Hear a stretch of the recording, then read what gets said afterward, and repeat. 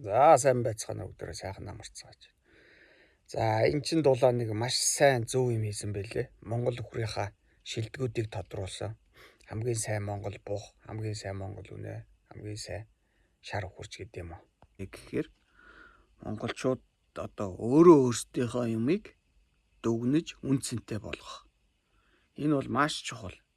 Бид нар өөрсдийнхөө юмыг үнэлэхгүй байхаар хүн үнэлэхгүй доош нь дардаг. Энэ бол ерөөсөө л зах зээлийн хууль. Бид нар одоо монгол өхрийн мах ийм амттай, ийм давуу шин чанартай гэж магтдаг, хэрэгэлдэг, ашигладаг.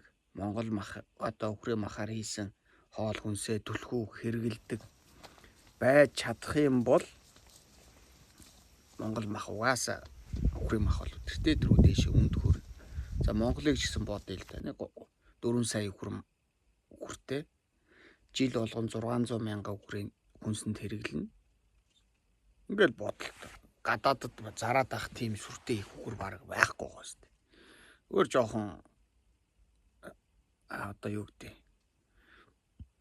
менежмент сурталчилгаа сайн хийж гэтэл өөрөө өсчих асуудал гэж бодож байна.